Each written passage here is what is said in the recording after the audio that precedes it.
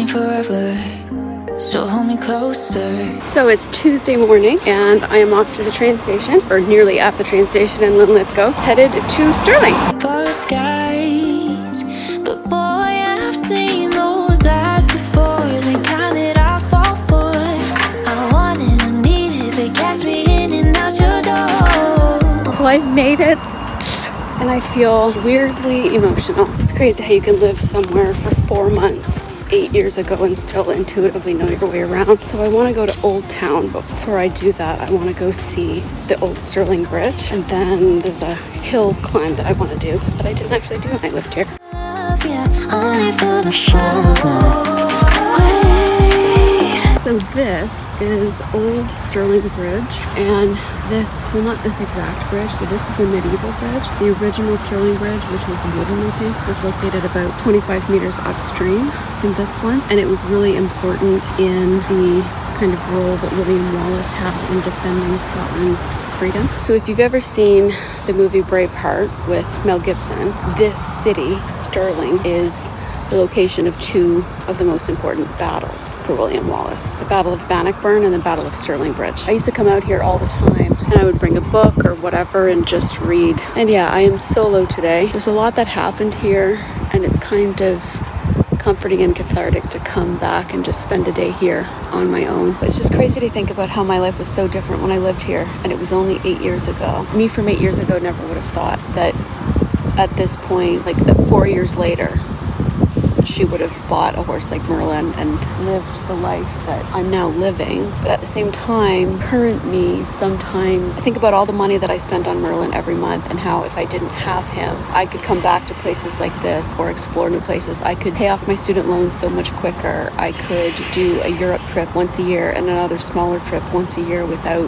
really having to worry about it too much financially. And don't get me wrong, I wouldn't change my life with Merlin for the world, but I think because when I bought him, travel wasn't an option, I kind of forgot how much I love to travel. And coming back here, which is the place that really ignited me, it just reminds me of things that used to be important to me outside of horses. So when I lived here, Genesee, who I've made a video about, actually had to be put down, and that previous summer I had kind of just gotten back into proper riding after a couple of years, and with Genesee I was back to jumping courses at 3 feet and whatever. And then when I lived here, she actually had to be put down unexpectedly, and then I got back in January and I didn't really have anything to ride for a little while, and it's been since then, like I haven't really jumped since then much, or I'm starting again now. But anyway, so when I lived here I kind of went back to a mentality of not having horses in my life as much. So this is the view of Wallace Monument.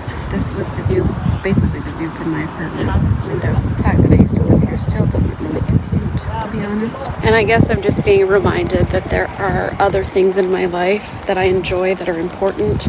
And I said that earlier this year when I was taking a break from riding. But I think because, you know, I am a woman of limited financial means, I do want to be able to compete my horse. I don't think that I will be doing so to an extent of more than 2 or 3 big shows a year, so that I can still afford to go to Europe every 2 or 3 years and do the odd little other trip in between. I don't want to spend all of my money on horse shows and not be able to experience more things like this while I'm still relatively young. There's a hill in Stirling called Galton Hill, and it was a walk that I told myself that I told myself every week, I'm going to do it this week, I'm going to do it this week. And I never did it. So I'm going to go do it, and then it should offer some really nice views over Stirling, and I might be able to point out the university. I'm not going all the way to the university because I have limited time, and it's quite a bus ride from here. And I just want to experience the places that I used to hang out rather than the classes that I went to but didn't really pay a huge amount of attention to. So that hill that you see right there, you can see on top,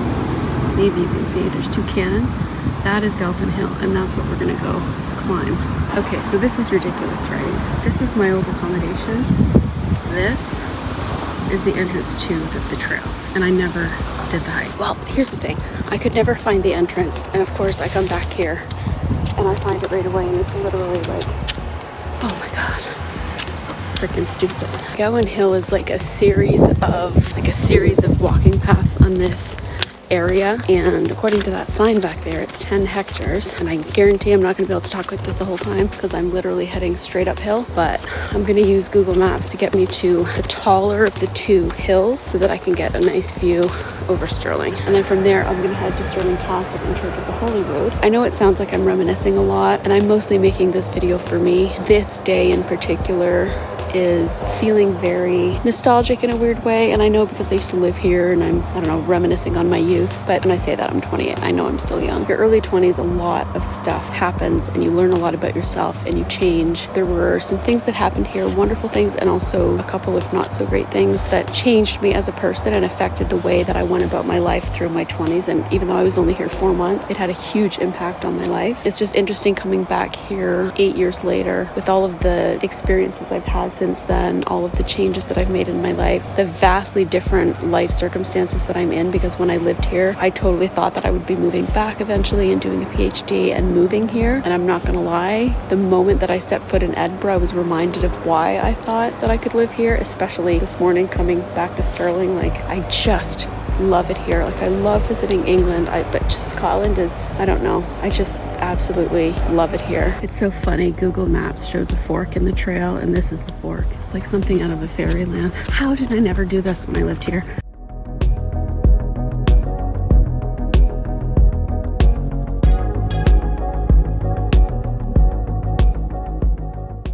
And yes, you may ask if I'm doing that super awkward thing and setting my camera up so that I can get videos of me walking. Why, yes I am. Is it awkward? Yes, but the footage is nice. And in true Scottish weather fashion, despite the sun that you see there, I'm starting to feel raindrops, and it's actually quite refreshing. And you crest this hill, and here is Stirling Castle. And I think I spot where I'm going to go eat my lunch. Oh yeah, totally worth that little extra climb to come to this bench, because you actually can see the university from here. So that is the Wallace Monument. That's dedicated to William Wallace, because just below there is Bannockburn Field, where the Battle of Bannockburn happened. And that hill behind it is Demyat, and I actually hiked that when I was here, and the view is stunning. And then over here, so that is part of the university, and so is that. And fun fact, in that building right there, some scenes from Outlander were filmed.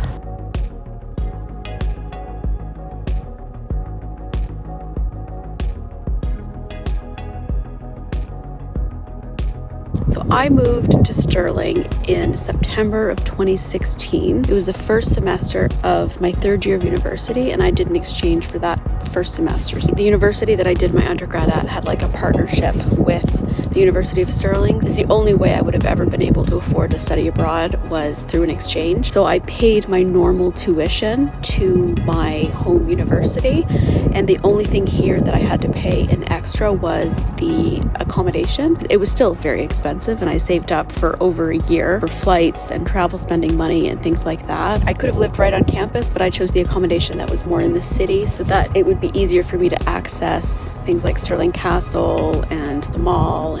I had done the whole living on campus thing, and I didn't want to do it again, especially as a 20-year-old. My apartment was really, really nice. It was like a small flat rather than dormitories, and it was 6 rooms. And every single one of my other flatmates were actually other students on exchange. So there were 3 Canadians. There was me, there was my friend who I went to visit in Calgary last year. There was a girl from BC. There was another friend who I'm still very close with from Alabama. There was one girl from Idaho and another from Germany. Especially in the first month or so, we did a lot of like day trips out together, and it was really lovely. Every time I start talking, the wind gets strong again. So I mentioned this in what's going to be the first Scotland video, but rather than jet off to another country every weekend, I chose to stay mostly within Scotland and the UK, and I never regretted that decision because it was much more affordable and I could see a lot more of the country that I was actually living in. Right, so we are saying goodbye to Galton Hill and going down again. Not with shoes. Oh, I'm very cognizant of the amount of bumblebees that are around me. Yeah, for the first month or so, we traveled a lot together. Did a weekend trip to Loch Ness in the Highlands. I ended up doing a weekend trip down to Derbyshire for like a Pride and Prejudice themed weekend. I did a weekend in the Lake District. I did a tour to like the Northern Highlands and Isle of Skye. And then I also just did a lot of day trips out to cities, and I tried to do as many hikes as I could. Here is where I really discovered my love of hiking, and it's truly, besides horseback riding, hiking is one of the only forms of physical activity that I actually enjoy, like exercise. This is adorable.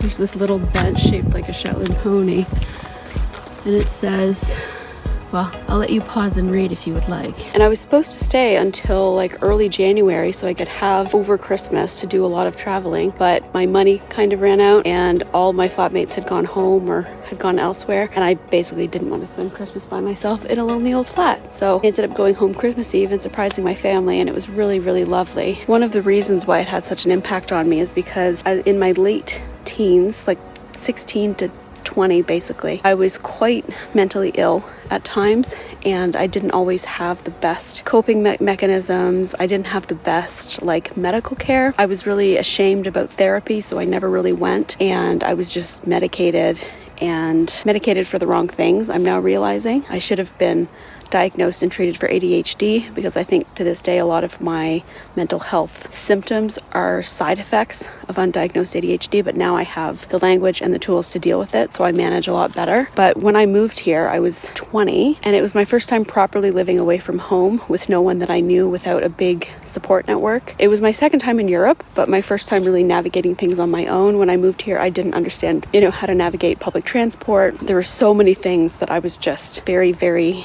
green about, to be honest. I came back 4 months later having been put in so many different weird situations that I can't even list them all, but I was so much more confident and self-sufficient and resilient, and now I feel perfectly comfortable traveling on my own pretty much anywhere. And yeah, I'm not going to chat too much more because, like I said, there were some things that happened to me here that make visiting today quite it's giving me a weird sense of closure, if that makes sense, because I've dealt with everything that happened and I've healed from it, and I have, good coping mechanisms. And yeah, it's just really, really special to return to a place that had such an impact on you and that changed you in so many ways years later, especially when I'm in my late 20s versus like, there's that book about being in your 20s called The Defining Decade, and it really is like, I think the difference of me in my early 30s versus my late 30s is going to be much less stark than the difference in me between my early 20s and late 20s. It's such a changing and pivotal part of your life, and I've got so much more perspective on certain things now, and it's just very special to return to a place that had such an impact on me in my early 20s, or literally I was 20, to now being closer to 30